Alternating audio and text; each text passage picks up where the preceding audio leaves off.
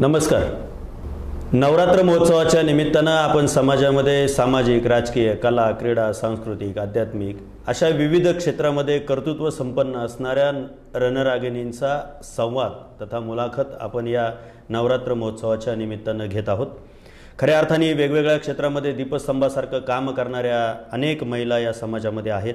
अशाच नवदुर्गांबरोबर आपण इथून पुढच्या पर्वामध्ये त्यांच्याशी शब्दांचा संवाद साधणार आहोत. त्यांचा राजकीय जीवनपट, त्यांचा सामाजिक, त्यांचा कौटुंबिक जीवनपट त्यांच्या मुखातून निघणाऱ्या शब्दांनी उमटवणार आहोत. आज आपल्याबरोबर या शहरातील महिलांचं एक अग्रेसर असं नेतृत्व की ज्यांना या पिंपरी चिंचवड शहरामध्ये रणरागिणी म्हणून संबोधलं जातं, ज्यांनी शिवसेनेच्या माध्यमातून पिंपरी चिंचवड महानगरपालिकेचे गटनेते, विरोधी पक्षनेता, शिवसेनेच्या रणरागिणी आणि आत्ता शिवसेना उद्धव बाळासाहेब ठाकरे शिवसेनेच्या पुणे जिल्ह्याच्या संघटिका म्हणून अतिशय उत्कृष्ट काम करतात. एक स्वाभिमान कसा असावा, आपल्या नेत्यावरती निष्ठा कसा असावी याचं जिवंत, ज्वलंत आणि मूर्तिमंत उदाहरण ज्यांच्याकडे आपण शहर सर्वजण पाहतं, अशा शिवसेनेच्या रणरागिणी आदरणीय सौभाग्यवती सुलभाताई रामभाऊ उबाळे या आपल्याकडे आलेले आहेत. ताई नमस्कार. आपलं आमच्या बोलबिंदास चॅनलमध्ये मनापासून स्वागत आहे. खऱ्या अर्थाने आपण सगळं काम करत असताना आता तुमचा परिचय देण्याची तशी काही गरज नाही. सुलभाताई उबाळे म्हटलं की शहरातल्या लहान मुलापासून तर वयोवृद्धापर्यंत तुमचं आक्रमक पवित्रा, आक्रमक भाषाशैली, एखाद्या अन्यायाच्या विरोधात उभं राहण्याची ठोस भूमिका आणि एकदा एखादी भूमिका घेतली की परत पाठीमागं वळून पाहायचं नाही ही भावना, हे संपूर्ण शहराला सगळं माहिती आहे. परंतु आमच्या या बोलबिंदाच्या माध्यमातून आपण प्रेक्षकांना तुमच्याबद्दल थोडक्यात माहिती सांगावी. खरं तर बोलबिंदास बोल या नवदुर्गा या एपिसोडमध्ये त्यांनी मला बोलवल्याबद्दल मी या चॅनलचं मनापासून आभार व्यक्त करते. आज महिलांनी राजकारणात काम करत असताना आता कुठल्या स्तरामध्ये काम करावं अशा प्रकारचं आज महाराष्ट्र राज्याचं राजकारण आहे. आज सगळे पक्ष हे विखुरलेले आहेत आणि एक महाशक्ती जी आहे ती सगळे पक्ष संपवण्याच्या पाठीमागे लागलेली आहे. आणि आम्हाला अभिमान आहे, अभिमान नाही तर गर्व आहे की आम्ही उद्धव बाळासाहेब ठाकरे यांच्याबरोबर काम करतोय. मी महिलांना सांगेल की कुठल्याही क्षेत्रात जा पण एकनिष्ठ राहा आणि प्रामाणिकपणे काम करा. महिलांबद्दल हा संदेश देत असताना मला एक सांगा, राजकीय क्षेत्रातल्या तुमच्या वाटचालीचा प्रवास कसा चालू झाला? राजकीय क्षेत्राचं म्हणाल तर 1997ला मी पहिल्यांदा महिला आरक्षणामुळं नगरसेविका म्हणून निवडून आले. त्याच्यानंतर 1998-99ला मी विरोधी पक्षनेता झाले. नंतर प्रभाग समितीचे अध्यक्ष झाले. सगळ्या महानगरपालिकेच्या समित्यांवरती मी काम केलं आणि हे करत असताना त्या दरम्यान शिवसेनेची सत्ता, शिवसेना भाजपची सत्ता महाराष्ट्र राज्यामध्ये होती. त्यामुळे अनेक तत्कालीन मंत्री त्यावेळेसचे यांना मी पिंपरी चिंचवड शहरामध्ये आणलं. माझा वॉर्ड बघाल तर संपूर्ण ठाकरेंच्या नावाने माझे सगळे प्रोजेक्ट वॉर्डमधले आहेत.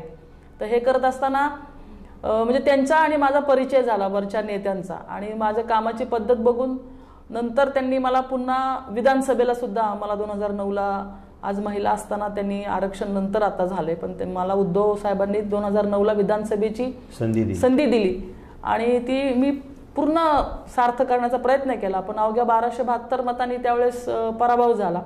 पण पराभवाला आम्ही कोणी घाबरलो नाही आहे. सतत कामाचं आम्ही आमचा रपाटा चालू ठेवला. नंतर परत महानगरपालिकेच्या निवडणुकीला पुन्हा निवडून आले. 2014ला सुद्धा पुन्हा मला पक्षाने त्यावेळेस थोड्या मतांनी पडल्यामुळं उमेदवारी दिली. पण त्यावेळेस भारतीय जनता पार्टीने युती तोडली आणि त्यामुळे तो फरक पडला. तरीसुद्धा 2 नंबरची मतं ही शिवसेनेला म्हणजे आमच्या उद्धव बाळासाहेब ठाकरे गटाला मिळाली. नंतर राष्ट्रवादी आणि त्या शेवटी भारतीय जनता पार्टी अशा प्रकारचं मतांचं विश्लेषण झालं आणि सतत काम करत राहिलो. नंतर 2019ला परत भारतीय जनता पार्टी आणि शिवसेनेची युती झाली. पक्षाच्या आदेशाप्रमाणे आम्ही पुन्हा एकदा युतीच्या म्हणजे त्यावेळेसचे आमदार आहेत युतीचे त्यांचा आम्ही प्रचार केला. म्हणजे कायम पक्षाचा आदेश, पक्षाची शिस्त पाळणाऱ्यांमध्ये आम्ही आहोत याचा आम्हाला आनंद आहे. मला एक सांगा ताई, शिवसेना फुटली. आत्ताचे मुख्यमंत्री एकनाथराव शिंदे साहेबांनी 40 आमदारांना घेऊन तो काय सगळा जो काही प्रवास आहे, मुंबई ते गुवाहाटी, गुवाहाटी ते सुरत, सुरत ते गोवा, गोवा ते मुंबई, हा सगळा प्रवास केला, सगळं काय केलं. परंतु एक कट्टर शिवसैनिक, एक बाळासाहेबांची खरी सच्चा पाईक म्हणून किंवा उद्धव साहेबांवरती, पक्षावरती नितांत प्रेम करणाऱ्या तुम्ही, या सगळ्या फुटीरतावादाकडं तुम्ही कशा दृष्टिकोनातून पाहता शिवसेना फुटीच्या माध्यमातून? ही जी लोक गेली जून म्हणजे महिन्यामध्ये मागच्या वर्षी, ही सगळी गेली, ही म्हणजे त्यांच्याकडे आता त्यांचं वक्तव्य ऐकलं आणि म्हणजे त्यांचं सगळं बघितलं तर असं वाटतं की ही शिवसेनेची होती का, याच्यावरती आमच्या मनामध्ये प्रश्न उपस्थित राहिले. त्यांनी जी कारणं दिलीत की उद्धव ठाकरे वेळ देत नव्हते, आमची कामं झाली नाहीत, आमची कामं अडकली, मग अर्थमंत्री अजितदादा होते, त्यांनी आमचं बजेट अडवलं, आम्हाला कामं करू दिली नाहीत. मग आत्ता अर्थमंत्री कोण आहेत? म्हणजे त्यावेळेस त्यांचा जाण्याचा हेतू जो आहे ना, पुढे पुढे आता क्लिअर होत गेला की फक्त लाभासाठी गेलेली ही मंडळी आहेत. असं वाटत नाही का तुम्हाला का त्यावेळेस अजितदादा उपमुख्यमंत्री होते, राज्याचे खातं उपमुख्यमंत्री असताना त्यांच्याकडे फायनान्स मिनिस्ट्री होती, तर त्यांच्यावरती टीका करून आज ते पक्षातून बाहेर पडले, परंतु अजितदादा परत आता राज्यात उपमुख्यमंत्री झाले. मग आता त्यांना असं वाटत नाही का आपली चुकी झाली किंवा काय? आता त्यांची तर राजकीय आत्महत्या झालेली आहे. आता खरं बघितलं तर त्यांचे परतण्याचे दोर कापले गेलेले आहेत. ते म्हणजे आम्ही शिवसेनेने कापण्याची गरज नाही, जनतेने कापलेले आहेत आता त्यांचे दोर. आता तुम्ही म्हणाल की अजितदादा गेले, ते का गेले काय गेले आता ते त्यांचा विषय आहे, परंतु ते पुन्हा अर्थमंत्री होऊन बसलेत त्या ठिकाणी. आता बजेटचं मग शिंदे म्हणतात माझी जबाबदारी आहे, त्यांना बजेट कसं मिळेल किंवा प्रत्येक फाईल ही देवेंद्र फडणवीस साहेबांच्या टेबलवरनं मग मुख्यमंत्र्याच्या टेबलवर जाईल, म्हणजे त्यांनी ब्रेक लावण्याचा प्रयत्न केलाय. पण मग तुम्हाला हे पूर्वी पण करायला पाहिजे होतं. तुम्ही नगरविकास मंत्री होतात, इव्हन उद्धव साहेब हे मुख्यमंत्री जरी होते त्यांच्याकडे एकही खातं नव्हतं. सगळी खाती ही शिवसेनेच्या मंत्र्यांकडे दिलेली होती. आज तागायत असा रेकॉर्ड बघा तुम्ही महाराष्ट्राच्या मुख्यमंत्र्याचं की गृहमंत्री खातं असेल किंवा नगरविकास मंत्री खातं असेल, हे कायम स्वतःकडे ठेवले मुख्यमंत्र्यांनी. ते स्वतःचं खातं सुद्धा त्यांनी आज एकनाथ शिंदेंना दिलं होतं. आज ते मुख्यमंत्री होणं हे फक्त एक त्यावेळेसची तडजोड होती, हे यांनी समजून नाही घेतलं आणि यांनी त्यांच्यावरती, मला तर वाटतं की हे शिंदे यापूर्वीच आमचा पक्ष सोडून जाणार होते की काय, कोविडमुळे ते कदाचित थांबले असतील. तुम्ही बघितलं की देवेंद्र फडणवीसांनी सांगितलं की आम्ही रात्रीचं भेटत होतो. म्हणजे ते काय करत होते, पक्षातनं आमदार कसे फोडायचे, म्हणजे मग त्यांना पैसे दिलेत 50 खोके, सगळ्या महाराष्ट्राला माहिती आहेत. काही लोकांना ईडीच्या नोटिसा पाठवल्या, काहींना सीबीआयच्या नोटिसा पाठवल्या, काही जण आपलं मैत्री खातर मी कसा एकटा राहू म्हणून गेले. मग हे जे झालंय तर हे सगळं प्लॅननी झालेलं आहे. हे सगळं उद्धव साहेबांच्या नाकाखालनं गेलं असं त्यांना फार अभिमान वाटतो. तर हे तुम्ही गद्दारी केली ना, हा तो कलंक आहे, तो तुमच्या 7 पिढ्या तुमच्या म्हणजे कपाळावरनं निघणार नाही. मला एक सांगा, तुम्ही शिवसेनेशी कायमस्वरूपी एकनिष्ठ राहिलात, अनेक संकट आली, त्या संकटांवरती मात केली, सगळा प्रवास केला, परंतु तुम्ही आजही बाळासाहेब नाही आहेत, परंतु आजही उद्धव साहेबांबरोबर अतिशय एकनिष्ठ पद्धतीने या शहरामध्ये काम करताय, उद्धव साहेबांचे विचार अजूनही समाजामध्ये पोहोचवण्याचं काम करतायत. मला एक सांगा की शिवसेना फुटली, शिवसेनेचे 2 गट झाले, मग शिवसेनेचे 2 गट झाल्यानंतर उद्धव साहेबांवरती तुमचं प्रेम आहे की उद्याचा राजकीय स्वार्थ म्हणून तुम्ही त्यांच्यावरती प्रेम करता? ज्यांच्या मनात राजकीय स्वार्थ आहेत ती सगळी मंडळी गेली. आता जे राहिले ना, म्हणजे पाण्याचा तळ आम्ही म्हणजे खाली बघितलं तर तो स्वच्छ आहे. आता ही जी गेली, ज्यांना काहीतरी अपेक्षा आहेत, म्हणजे जे आता गेलेत, म्हणजे आता ह्यांना मुख्यमंत्री व्हायचं होतं ते गेले, आता त्यांच्या मुलाला खासदार केलं. आज मुंबईचं बघितलं तर यामिनी जाधव आमदार, त्यांचा नवरा स्टँडिंग चेअरमन 4 टर्म, 3 टर्म.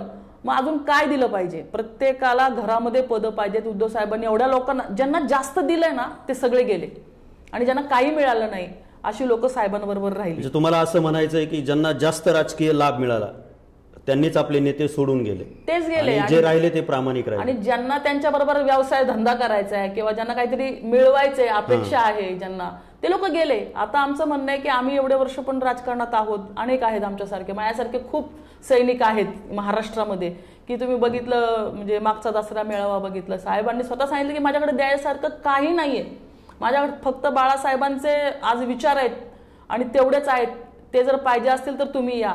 कुणालाही एक बस दिली नाही, कुणाला जेवणाचे कुपन दिले नाहीत.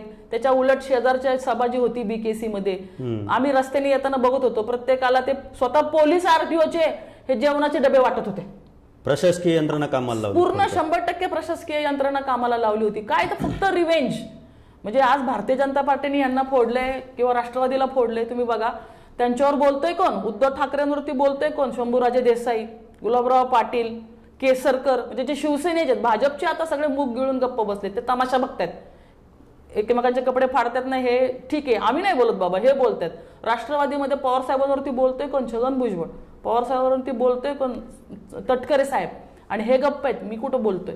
म्हणजे हे जे चालवलंय, महाराष्ट्राची जनता खुली नाहीये. येणाऱ्या काळामध्ये त्यांना याची सगळ्याची उत्तरं मिळणार आहेत. मला एक सांगा ताई, या पिंपरी चिंचवड शहरात, मी आता राज्याचं बोलणार नाही, जिल्ह्याचं बोलणार नाही, परंतु या पिंपरी चिंचवड शहरात उद्धव साहेबांच्या माध्यमातून अनेक राजकीय पदं उपभोगली, अनेक राजकीय क्षेत्रामध्ये स्वतःचं अस्तित्व निर्माण केलं, पक्ष वाढवण्याचा प्रयत्न त्यांनी केला असेल कदाचित. परंतु हे सगळं करत असताना हे लोक आता उगवतीकडे गेले. म्हणजे आपण नेहमी राजकारणामध्ये म्हणतो की उगवत्या सूर्याला नमस्कार केला पाहिजे किंवा लोक करतात. हे सगळे गेले, उगवत्या सूर्याकडे गेले, परंतु तुम्ही ठाम राहिला, तुमची भूमिका ठाम राहिली, तुम्ही आजही पण त्या भूमिकेवरती ठाम आहात. ह्याच्या पाठीमागचं कारण काय? कारण एकच महत्वाचं आहे की राजकारण हा काय आपला व्यवसाय नाहीये, किंवा शिवसैनिक जे जोडले गेलेत म्हणजे उद्धव साहेबांबरोबर, ते फक्त बाळासाहेब ठाकरेंचे विचारधारेला मानणारे हे शिवसैनिक आहेत. तुम्हाला आठवत असेल की 2012ला जेव्हा दसरा मेळावा झाला तेव्हा ऑनलाईन झाला, बाळासाहेबांनी स्क्रीनवरती सांगितलं की आजारी होते ते, की माझ्या पश्चात माझ्या उद्धवला आणि आदित्यला सांभाळा. त्यांचं हे जे वाक्य आहे ते शिवसैनिकांच्या कानात आजही आहे. ते एकनाथ शिंदेच्या कानात का नाही गेलं, बाकीच्यांच्या कानात का नाही गेलं हे आम्हाला समजत नाहीये. आम्हाला असा प्रश्न आहे की त्यांना काय अधिकार होता, हे जे 40 गद्दार गेले, की बाकीच्या शिवसैनिकांचं राजकीय आयुष्य असेल किंवा त्यांची वाटचाल असेल सामाजिक उद्ध्वस्त करण्याचा अधिकार त्यांना कोणी दिला? तुम्हाला जायचं होतं ना, तुम्ही जायचं होतं. तुम्ही आमच्या पक्षाचं नाव का घेऊन गेले? तुम्ही आमच्या पक्षाचं चिन्ह का घेऊन गेले? तुम्ही आमच्या बाळासाहेब ठाकरेंचा फोटो, त्यांची छबी का घेऊन गेले? तुम्हाला जर लढायचंच होतं ना, तुम्ही त्यांचे फोटो लावून लढायचं होतं. पण हे जे केलंय ना, त्यामुळं शिवसैनिकांचा पाठिंबा नव्हे तर महाराष्ट्राच्या सगळ्या कष्टकरी गोरगरीब जनतेचा पाठिंबा हा उद्धव बाळासाहेब ठाकरेंच्या पाठीमागे आहे. कारण एक आपल्या महाराष्ट्राची परंपरा आहे की जो एखाद्यावरती जर अन्याय झाला त्या व्यक्तीवरती महाराष्ट्राची जनता पाठीमागे उभे राहते. आणि जर हे किती त्यांच्या चुका दाखवण्याचा प्रयत्न करतायत, हिंदुत्व तुम्ही बघितलं की हिंदुत्वामुळे आम्ही यांना सोडून गेलो, कारण आम्ही राष्ट्रवादी बरोबर गेलो, आम्ही काँग्रेस, आमचं हिंदुत्व संपलं. अरे हिंदुत्व संपवणं तुम्ही कोण? तुम्ही काय हिंदुत्वाचे मालक नाही आहात. हिंदुत्व जे आहे ते कट्टर हिंदुत्व जे आहे ते आज आमच्याकडेच आहे, आमच्या पक्षाच्या नेत्याकडे आहे. आमच्या नेत्यांनी कधीही राजकारण केलं नाहीये. भावनाशील असा आमचा नेता आहे. आम्हाला नेहमी अभिमान वाटतो की आम्ही त्यांच्याबरोबर काम करतोय. त्यांनी कधी खुर्चीला प्राधान्य दिलं नाही. जर त्यांनी मुख्यमंत्री पदावर प्रेम केलं असतं तर त्यांनी तातडीने राजीनामा दिला नसता. त्यांनी नैतिकता स्वीकारली की माझी लोक मला सोडून गेली, मला त्या खुर्चीवर राहण्याचा अधिकार नाहीये. त्यांना त्यांची तोंड सुद्धा सभागृहात पुन्हा बघायची नव्हती. किती वेळा पवार साहेबांनी सांगितलं, पृथ्वीराज चव्हाण त्यांनी सांगितलं की तुम्ही राजीनामा देऊ नका, कारण कोर्टाने पण सांगितलं की त्यावेळेस जर राजीनामा दिला नसता तर साहेब आजची परिस्थिती उद्भवली नसती. परंतु त्यांनी स्वतःच्या भावनेला किंमत दिली आणि त्यांनी ते स्वीकारलं. पण मला एक सांगा, बाळासाहेबांचे विचार, शिवसेना, तदनंतर उद्धव साहेबांनी हिंदुत्वाचा जो काय झेंडा आपल्या खांद्यावरती घेतला, काँग्रेस राष्ट्रवादी बरोबर गेल्यानंतर ह्या शिवसेनेतून बाहेर पडणाऱ्या ह्या सगळ्या नेते मंडळी, मंत्री, आमदार, या सगळ्यांचं म्हणणं असं होतं की उद्धव साहेबांनी हिंदुत्वाला तिलांजली दिली आणि काँग्रेस राष्ट्रवादीच्या मांडीवरती जाऊन बसले आणि शरद पवार शिवसेना चालवतात म्हणून आम्ही बाहेर पडलो. तर यात किती असं तुम्हाला एक कट्टर शिवसैनिक किंवा उद्धव ठाकरेंचे अत्यंत जवळचे शिलेदार या शहराचे म्हणून तुम्हाला काय वाटतं? कुणी कोणाचा पक्ष चालवत नसतं. एकदा जेव्हा आपण म्हणतो आयुष्यामध्ये चढ उतार येतात त्यावेळेस खरा मित्र कोण आणि खरा शत्रू कोण कळतं. म्हणजे उद्धव साहेब बऱ्याच भाषणांमध्ये म्हटले की आम्ही ज्यांच्याबरोबर राहिलो म्हणजे ते आमची वर्ष वाया गेली, कारण भारतीय जनता पार्टीचे अवघे 2 आमदार होते आणि ते बाळासाहेब ठाकरेंच्या स्वतःच्या शैलीमुळं, त्यांच्या संघटनेमुळं हे लोकांनी युतीमध्ये हे सगळे मोठे झाले. कित्येक आमच्या लोकांचं म्हणजे त्यांच्यामुळं आयुष्य संपलं राजकीय, कारण तो वॉर्ड युतीला जायचा. अशा ह्याच्यामध्ये जेव्हा ते वाढत गेले आणि त्यांची स्वतःची सगळी म्हणजे संकल्पना बदलली, इवन भारतीय जनता पार्टीचे सुद्धा निष्ठावान लोक आज त्यांच्या विचारधारेमध्ये नाहीयेत, आज त्यांच्या प्रवाहामध्ये कुठेही दिसत नाहीयेत, तर शिवसेना काय? म्हणजे त्यांना ते कोणतेच निष्ठावान नको आहेत. त्यांना फक्त एक केंद्रीय म्हणजे सत्ता घ्यायची आहे, स्वतःकडे ध्रुवीकरण सगळं म्हणजे त्यांचं स्वतःसाठी पाहिजेल आहे. त्यांना गल्ली ते दिल्ली फक्त त्यांचाच आवाज त्यांना दाखवायचा आहे. हिंदुत्व वगैरे हे सगळं खोटं आहे त्यांच्यासाठी. कुणी म्हणजे हिंदुत्वाचा मालक होऊ शकत नाही. आता मी तुम्हाला 1 मिनिटासाठी थांबवतो. तुम्हाला असं वाटतंय की भारतीय जनता पार्टी हे जे काय करते हे हिंदुत्व खोटं आहे, मग सावरकरांबद्दल, गांधींबद्दल किंवा गोडसेंबद्दल भारतीय जनता पार्टीच्या प्रत्येक नेत्याचं मनापासून प्रेम आहे. ते त्याच्यावरती प्रेम करतात आणि त्यांचे विचार रुजवण्याचं काम करतात. मग तुम्ही आता त्यांना कसं पाहता? बघा म्हणजे हा हिंदुत्वाचाच पुकार झाला. हिंदुत्व रक्तात आहे आमच्या. सावरकरांच्या बाबतीत कधीही म्हणजे शिवसेनेकडनं कुठलेही वाईट उद्गार गेलेले नाहीयेत. आता दुसरं कोणी बोलत असेल तो त्याचा स्वतःचा वैयक्तिक प्रश्न आहे. परंतु तुम्ही म्हणाल की हे बोलले म्हणून तुम्ही राजीनामा द्या, हे बोलले म्हणून तुम्ही युती तोडा, तुम्ही फक्त ती कारणं शोधताय. आज सावरकरांचं प्रेम आम्हाला सुद्धा आहे आणि तुम्ही म्हणाल बाकीच्या पक्षांच्या बाबतीत, मग तुम्हाला म्हणजे माझं तरी स्वतःचं ऑब्झर्वेशन असं आहे की आज यांनी काय केलं, प्रत्येक पक्षाचे जे आयडॉल आहेत ते हायजॅक केलेत. आज महात्मा गांधीजी जे आहे ते संपूर्ण म्हणजे जगामध्ये म्हणजे त्यांचं एक वेगळं स्थान आहे आणि ते महात्मा गांधी आज नेहमी काँग्रेसच्या ह्याच्यामध्ये असायचे, म्हणजे आयडिओलॉजीमध्ये आहेत म्हणजे ते. परंतु ह्यांनी काय केलं, त्या महात्मा गांधींचं स्वतः जयंती साजरी करण्याचं स्वच्छता मोहीम वगैरे घेतली. एकीकडे ते केलं आणि दुसरीकडे नथुराम गोडसेंचं उदात्तीकरण केलं आणि गांधीजींवरती आरोप करायला लावले. म्हणजे तुमची भूमिका काय? फक्त काँग्रेसकडनं गांधीजी घ्यायचे, त्याचप्रमाणे शिवसेनेकडनं कधी यांनी छत्रपती शिवाजी महाराज की जय कधीच म्हटले नव्हते. 2014च्या आधीच्या तुम्ही बघा व्हिडिओज काढून आतमध्ये कधीही म्हणले नाहीत ते. पण छत्रपती शिवाजी महाराज का घ्यायचे? कारण शिवसेनेचं ते दैवत आहे. शिवसेनेचं पूर्ण म्हणजे राजकारण, त्याचं नाव सुद्धा त्यांच्यापासून सुरू झालेलं आहे. आज त्यांच्या प्रतिमेला हार घातल्याशिवाय आमचा कुठलाच कार्यक्रम सुरू होत नाही. छत्रपती शिवाजी महाराजांचं त्यांनी उदात्तीकरण त्यांनी स्वतः आम्हीच म्हणजे हे आहोत.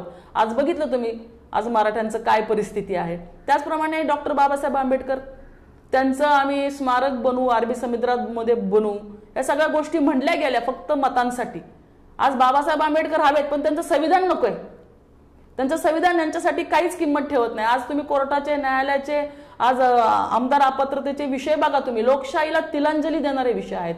आज फक्त रामदासजी आठवले यांना फक्त दलित मतांसाठी त्यांनी त्या ठिकाणी ठेवलेलं आहे. बाकी त्यांना कुठलंही महत्व ते देत नाहीयेत.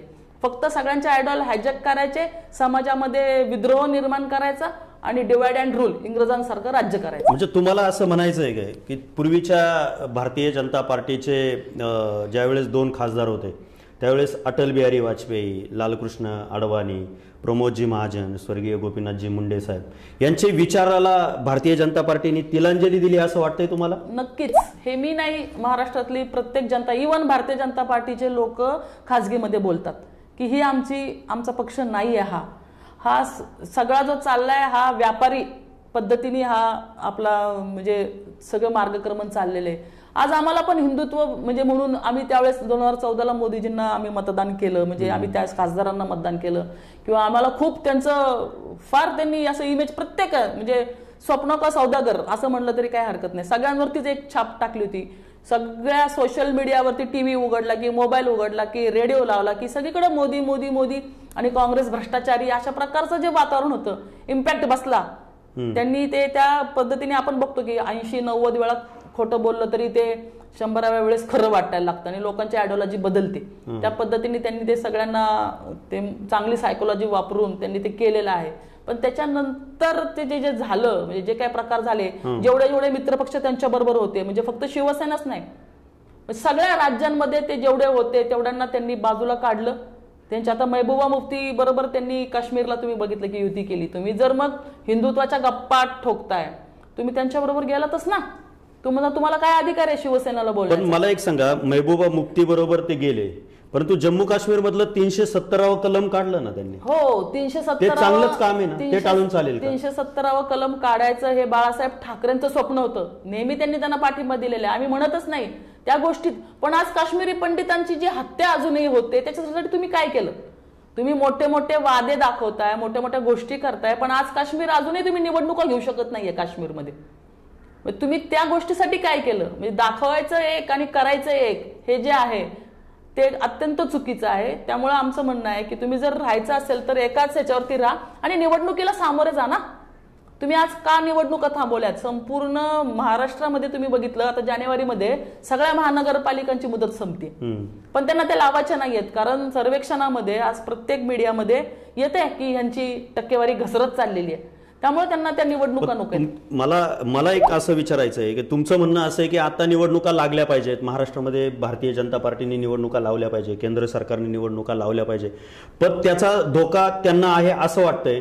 परंतु शिवसेना फुटली, शिवसेनेचे 2 गट झाले, त्याच्यामुळं उद्धव साहेबांनाही धोका आहे असं वाटत नाही तुम्हाला निवडणुकीच्या माध्यमातून? उद्धव साहेबांकडं आता करेंगे या मरेंगे हीच भूमिका आहे. कारण तुम्ही बघितलं की एवढे गद्दार लोक सोडून गेले, बाकीचे पक्ष पण यांनी फोडले. तर अशा वेळेस ज्यांनी त्या लोकांना मतदान केले ना, त्यांनी शिवसेनेचा आमदार म्हणून मतदान केले, कुणी राष्ट्रवादीचा आमदार म्हणून मतदान केले, विचारधारेला मतदान केलेले. त्यामुळं त्या लोकांच्या मनात खदखद आहे की आम्ही ह्याला शिवसेना म्हणून मतदान जर केले तर हा गेलाय तिकडे, त्यामुळे हा आमचा आमदार नाहीये. त्यामुळे तुम्ही जर जनतेतून निवडून येऊन जर ही बहुमत मिळवलं असताना तर तुम्हाला सॅल्यूट होता. पण तुम्ही निवडून नाही, तुम्ही आमदार फोडून सत्तेत आलेला आहात. त्यामुळे जनतेला तुम्हाला तुमची जागा दाखवायची आहे आणि उद्धव साहेबांना पण बघायचंय की दूध का दूध आणि पाणी का पाणी होऊ दे. आम्ही खोटे आहोत, आम्ही जर फसवलं असेल तर आम्ही घरी बसू, आमची तयारी आहे. पण तुम्ही जर खरे आहात तर निवडणुकीला सामोरे जा. मला एक सांगा, राजकारणाच्या या सगळ्या सारीपाटावरती आत्ताच्या भारतीय जनता पार्टीच्या केंद्रातल्या नेतृत्वांना, राज्यातल्या नेतृत्वांना अनेक पक्षामधले मातब्बर नेते, आमदार, खासदार घेऊन सत्ता स्थापन करण्याची वेळ आली. जर स्वर्गीय प्रमोद महाजन आणि स्वर्गीय गोपीनाथ मुंडे साहेब जर आत्ता हयात असते तर तुम्हाला असं वाटतं की राज्याचं राजकीय हे जे काही सारीपाटावरचं गणित आहे, राज्याचं सत्ताकारण आहे, याच्यामध्ये निश्चित बदल असता? निश्चितपणे. आता हा विषय वादाचा ठरेल, पण गोपीनाथ मुंडेजींचं सुद्धा जो अंत झालेला आहे त्याच्या बाबतीत सुद्धा खूप संशय लोकांमध्ये आहेत. म्हणजे आता हा विषय आमचा नाहीये, परंतु ते सुद्धा लोक विसरलेली नाहीयेत. म्हणजे सगळ्या गोष्टी हे एवढ्या प्रकारे म्हणजे मुवमेंट आहेत त्यांच्या जोरामध्ये की त्यांच्या वाटेत जो येईल त्यांनी बाजूला केले, मग तो त्यांच्या पक्षातला जरी असेल तरी चालेल. आज प्रमोदजी महाजन यांचं दुर्दैवी अंत आहे. म्हणजे पण ह्यांनी त्यांच्या मुंडे साहेबांच्या मुलीला तरी ह्यांनी कुठं स्थान दिलंय? आज त्यांना किती त्रास होतोय आज राजकारणामध्ये. आज त्यांच्या कंपनीवरती, त्या साखर कारखान्यावरती जीएसटीचं इन्क्वायरी लावली. आज ह्यांचे 1000 जवळजवळ आमदार आहेत, 1200-1300, आणि 300 खासदार आहेत त्यांचे. एकाचीही ईडीची सीबीआयची चौकशी नाही. तुम्हाला फक्त असं म्हणायचं की फक्त विरोधकांचे आमदार, खासदार आणि विरोधकांच्या सत्ता संघर्षावरती टाच आणण्याचं मला म्हणायचं नाहीये, ही वस्तुस्थिती आहे. मी म्हणून आणि कोणी काय म्हणून होत नाही, ही वस्तुस्थिती आहे. तुम्ही बघा, ते इंडिया नावाचं संघटन केलं विरोधी पक्षांनी, तर ह्यांनी भारताचं इंडिया नावच बंद केलं. भारत म्हणायचं म्हणजे हा काय पोर खेळ आहे? तुम्ही कशाला सामोरं जायला तयार नाही आहात, निवडणुकीला नाही, यांच्या संघटनेलाच नाही. तुम्हाला फक्त प्रशासनाची पूर्ण ताकद वापरून सगळ्या ठिकाणी तुम्हाला फक्त समोरच्याला नमवायचे, नामोहरम करायचे. युद्ध असताना ते असं नसतं, एकाने हत्यार घेऊन लढायचं आणि एकाने बिना हत्याराचं. त्याला न्याय म्हणत नाही. जर न्याय पाहिजे असेल तर समस्थितीमध्ये या आणि तुम्ही समोरासमोर उभं राहा. जो होईल तो न्याय आम्हाला मान्य आहे. मग आता ह्या सगळ्या राजकारणाच्या याच्यावरती सध्याचं राजकारण तुम्हाला आदर्शवंत वाटतंय का? अजिबात नाही. आत्ताचं जे राजकारण आहे खरं तर तिटकारा आलाय. म्हणजे चांगली लोक म्हणजे नको म्हणतात, आम्हाला राजकारणामध्ये यायचं नाहीये. कारण असं जे आणि एवढं मानसिक धैर्य आजच्या तरुण पिढीमध्ये तर नाहीये. म्हणजे त्यांना असं वाटतं की बाबा हे फार घाणेरडं चाललंय, किंवा अट्रॅक्शन वाटतं की ह्यांच्या लोकांचं जे मंत्री झाले ते जे हायफाय वागतात किंवा मोठे मोठे टेंडर घेतात, कॉन्ट्रॅक्ट घेतात, सगळ्या गोष्टीमध्ये ते दिसतात, त्याचं एक वेगळं अट्रॅक्शन लोकांमध्ये झालेलं आहे. पण जे लवकरात लवकर निवडणुका व्हाव्यात आणि त्याच्यानंतर हे सगळं चित्र स्पष्ट झाल्यानंतर हाच तो महाराष्ट्र आहे ज्यांनी अख्ख्या देशासमोर आदर्श ठेवलेला आहे. ह्याच महाराष्ट्राचं जे बदनामी झाली आहे संपूर्ण जगामध्ये, ही एवढ्या मोठी गद्दारी या महाराष्ट्रात झाली, ते पुसण्यासाठी आम्ही सगळे उत्सुक आहोत. ही गद्दारी झाली जसं कर्नाटकने पुसलं अंतर्गत आपल्या याच्यामध्ये, देशामध्ये कर्नाटकने दाखवलं की ही गद्दारी आम्हाला पसंत नाही, त्या राज्याने दाखवलं, तसंच आम्हाला पण दाखवायचं. आम्ही सगळेजण उत्सुक आहोत. तर येणाऱ्या काळामध्ये भले यांनी महापालिका नको घेऊ देत, विधानसभा, यांनी लोकसभेचीच तयारी चालू केली आहे. सगळ्यांना घरगड्याप्रमाणे कामाला लावलंय त्यांच्या सगळ्यांना, सगळे करतात आपले घर अभियान चालू आहे त्यांचं. मला एक सांगत आहे, राजकारणात आपण आपल्या पक्षामध्ये काम करतो, तुम्ही शिवसेनेमध्ये काम करत आहात, पण तो राजकारणामधला तुमचा आवडता नेता, सध्याचा आवडता नेता कोण आणि त्या नेत्याचा कोणता आदर्श घेऊन तुम्ही राजकारण करता? नाही, राजकारणात अर्थात बाळासाहेब ठाकरेच आवडते नेते म्हणून राहिलेत. म्हणजे आम्ही आमचं जसं आता उद्धव साहेब कुटुंब प्रमुख आहेत त्याचप्रमाणे आम्ही बाळासाहेबांना आमचं कुटुंब प्रमुखच मानलं. त्यांच्यानंतर तसा नेता म्हणजे आमचे उद्धव ठाकरे साहेबच आहेत आणि त्यांच्याच म्हणजे काय म्हणतात त्यांना विचारधारेवरती आम्ही चालणार आहोत. म्हणजे त्यांचं जे होईल ते आमचं होईल असं आम्ही समजूनच चाललेलो आहोत. त्यामुळे त्यांचाच आदर्श. म्हणजे तुम्ही आता थोडक्यात असं सांगा की राजकारणामध्ये शिवसेनेसाठी उद्धव बाळासाहेब ठाकरे आणि शिवसेना उद्धव ठाकरे गट ह्यांच्यासाठी जी तुम्ही पुढचं आयुष्य समर्पित करून आपण राजकारणाच्या सारीपाटावरती प्रवास करणार, त्यांचा अपमानाचा बदला घेणं ही एक एक शिवसैनिकांची इच्छा आहे. आणि हे काय फक्त मुख्यमंत्रीपद मिळून किंवा केंद्रीय मंत्रीपद मिळून जाणार नाहीये. हा कलंक पुसायचा आहे. हा कलंक पुसण्यासाठी आम्ही इच्छुक आहोत आणि त्यासाठी आम्ही सगळेजण काम करणार आहोत. मग आमचं भले काही होऊ. मला या शहराबद्दल विचारायचं आहे. ज्या शिवसेनेने, मी आता नाव घेऊन बोलतो तुमच्याबरोबर, शिरूर लोकसभा मतदारसंघामध्ये सलग 3 वेळा खासदारकी दिली, मावळमध्ये 2 वेळा खासदारकी दिली, 3 वेळा शिरूरचा खासदार शिवसेनेच्या धनुष्यबाण चिन्हावरती निवडून आले. बाळासाहेबांची सभा झाली, उद्धव साहेबांची सभा झाली, आदित्य ठाकरेंच्या सभा झाल्या, रोड शो झाले. मावळमध्ये आप्पा 2 वेळा त्या मतदारसंघामध्ये निवडून आले. मग तुम्हाला त्यांनी ज्यावेळेस हे सगळी मंडळी एका प्रवासात निघून गेले, एकनाथ शिंदे साहेबांबरोबर गेले, त्यांनी सांगितले की मतदारसंघाचा विकास महत्त्वाचा आहे, निधी महत्त्वाचा आहे आणि हा निधी आणण्यासाठी आम्ही गेलेलो आहे. तर ती विचाराची प्रतारणा केली त्यांनी, असं वाटत नाही तुम्हाला? परत एकदा म्हणजे तोच विषय आहे की त्यांना काहीतरी मिळवायचंय आणि तो मिळवण्याचा रस्ता हा त्यांना त्यांच्या माध्यमातून दिसतो. त्यांना असं वाटतं त्यांच्या गाडीत बसलो तरच आम्ही तिथपर्यंत पोहोचणार आहे, अशा पद्धतीचं त्यांची भावना आहे. कारण त्यांना 3दा खासदार केलं किंवा 2दा खासदार केलं, अशा प्रकारचे 14 खासदार गेलेले आहेत, जे 4-4, 5-5 वेळा खासदार झालेत. त्यामुळं म्हणजे त्यांना ती गाडी किंवा त्यांच्यावर कुठल्या प्रकारचा दबाव टाकला असेल, म्हणजे त्यांनाही इन्क्वायरी वगैरेच्या धमक्या दिल्या असतील कदाचित, असं पण आहे. त्यामुळे सुद्धा ते गेले असतील. नाही, पण तुम्हाला असं वाटत नाही का आता अजितदादा या राज्याच्या सक्रिय राजकारणामध्ये आले तर मग ह्यांच्या सगळ्या आता स्वप्नांना ब्रेक लागला अजितदादांमुळे? बघा, जे पेरलं ते उगवणार आहे. येणाऱ्या काळामध्ये प्रत्येकाला एकमेकाच्या समोर पुन्हा यायचंय आणि पुन्हा बोलायचंय. आता त्यांनी सगळ्यांनी ठरवलंच आहे की त्यांना तेच करायचंय, तर त्यांना येणाऱ्या सगळ्या गोष्टीला त्यांची जबाबदारी त्यांना घ्यायलाच लागणार आहे. मला आता फार अंतिम टप्प्याकडे आपण आलोय, तर मला आता एक प्रश्न विचारायचा आहे. नवरात्र महोत्सवाचा, नवदुर्गांचा हा सगळा सोहळा आपण साजरा करतो. खऱ्या अर्थाने या देशाची सगळी व्यवस्था ही महिलांवरती, नवदुर्गांवरती अवलंबून आहे आणि तुम्ही दीपस्तंभासारखं इतकं मोठं काम सगळ्या महिला करता, म्हणून हा आदर्श जगापुढं या देशाचा महिला म्हणून, या राज्याचा महिला म्हणून एक वेगळा आदर्श निर्माण आहे. मला एक सांगा ताई, तुम्ही महिलांसाठी देखील एका व्यासपीठाच्या माध्यमातून काम करत आहात. खऱ्या अर्थाने महिलांसाठी हे काम करत असताना तो आनंद, त्या सगळ्या गोष्टी तुम्हाला त्यातून मिळतात. परंतु येणाऱ्या राजकीय काळामध्ये महिलांसाठी असा कोणता संदेश तुम्ही देणार आहात की या शहराच्या रणरागिणी म्हणून, शिवसेनेच्या एकनिष्ठ शिवसैनिक पाईक म्हणून तुम्ही या महिलांना काय एक तुमचा आदर्श आणि तुमचं काय आव्हान असेल महिलांसाठी? खरं तर 50% महिला या मतदानात आहेत. म्हणजे त्यांना ते देशाचा नेता ठरू शकतात, ते वॉर्डाचा नगरसेवक सुद्धा ठरू शकतात.